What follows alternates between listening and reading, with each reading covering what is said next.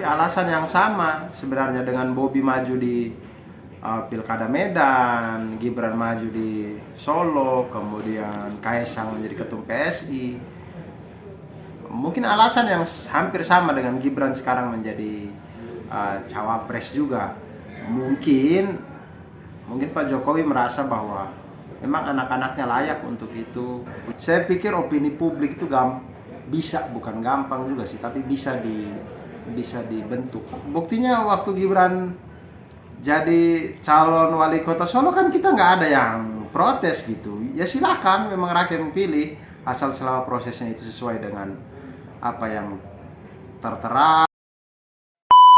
Apa kata mereka kali ini berbicara tentang dinasti politik Jokowi? Kita coba dengarkan apa kata Komika Abdur mengenai dinasti politik, namun hasil akhir tetap rakyat yang menentukan. Betul, betul. Hasilnya itu memang rakyat yang memilih. Kedaulatan rakyat adalah yang paling tinggi di negara ini.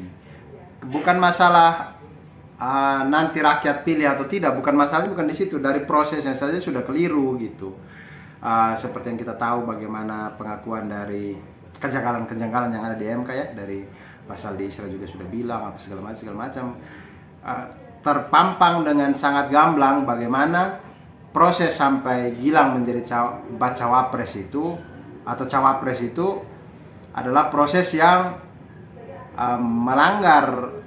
menyalahi aturan yang ada gitu, penuh dengan konflik kepentingan dan segala macam. Itulah yang disuarakan oleh orang. Buktinya waktu Gibran jadi calon wali kota Solo kan kita nggak ada yang protes gitu. Ya silakan, memang rakyat yang pilih, asal selama prosesnya itu sesuai dengan apa yang tertera, apa yang menjadi peraturan kita bersama, ya oke gitu. Cuman ini kan kita bilang itu menjadi akhirnya dinasti politik, nepotisme dan segala macam, karena kita tahu bahwa ada aturan-aturan yang memang dibuat seolah-olah seperti memuluskan langkah Gibran untuk menjadi cawapres gitu.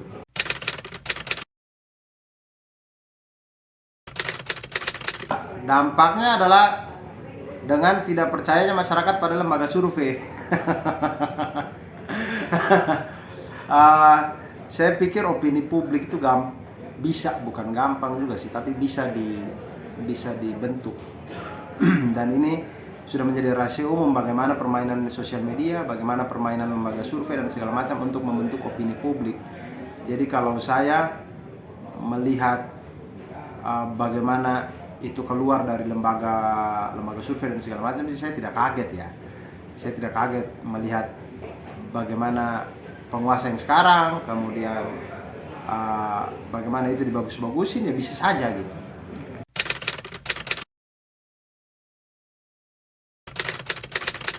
Ya tidak masalah. Jadi kita itu kan berjuang di jalan kita masing-masing, membawa apa yang kita percaya dengan jalan kita masing-masing. Tapi toh ketika misalkan itu kemudian hasil pemilu dengan jujur dan adil dan segala macam ya, tanpa kecurangan, ini kita bicara dalam kondisi normal ya, tanpa kecurangan dan segala macam, menobatkan Prabowo dan Gibran menjadi presiden dan wakil presiden, ya kita terima, karena memang apa yang terjadi itu Allah yang bentuk, Allah yang mentakdirkan untuk itu. Jadi mungkin itu bagian daripada memang sunatullahnya untuk kita jalani, misalkan ya, memang itu ya kita terima dan kita jalankan gitu. Jadi kita tuh berjuang, kita berbeda-beda dalam jalan politik dan segala macam, tapi apapun itu keputusannya, selama itu jujur dan adil, selama itu penuh dengan transparansi dan segala macam, terutama orang Islam ya harus terima itu, karena tidak ada satupun kejadian di dunia ini, bahkan daun jatuh pun itu semuanya karena atas izin Allah Subhanahu wa taala gitu.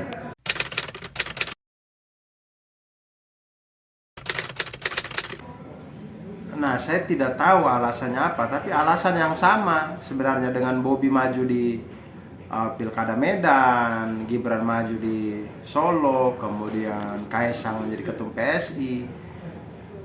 Mungkin alasan yang hampir sama dengan Gibran sekarang menjadi cawapres juga. Mungkin Pak Jokowi merasa bahwa memang anak-anaknya layak untuk itu, punya kemampuan dan segala macam. Terlepas daripada pandangan publik seperti apa, tapi mungkin beliau berpikir bahwa anaknya bisa melanjutkan pekerjaan-pekerjaan yang ada atau apa gitu. Cuma kalau saya merasa kalau itu alasannya sih tidak juga sih, kayaknya karena menurut saya Gibran bagaimanapun masih perlu banyak belajar untuk menjadi seorang wakil presiden gitu. Pengalaman menjadi wali kota yang belum 5 tahun juga gitu, kemudian ditinggal sih belum cukup lah menurut saya kayak gitu. Dan dia belum lama juga di dunia politik, dunia bagaimana berhubungan dengan orang dan segala macam untuk menghimpun kekuatan dan segala macam. Jadi menurut saya belum. Jadi saya tidak tahu alasan pastinya. Jadi itu harusnya tanya ke Pak Jokowi ya, kenapa gitu. Tapi memang itu adalah hal yang aneh aja buat orang seperti Pak Jokowi yang dulunya waktu kampanye itu begitu macam kayak sederhana segala macam gitu. Aneh aja sih gitu.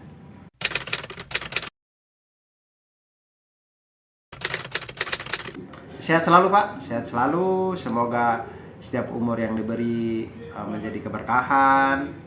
Kemudian apa-apa yang diusahakan semoga mendapatkan yang terbaik. Sukses selalu Pak Jokowi.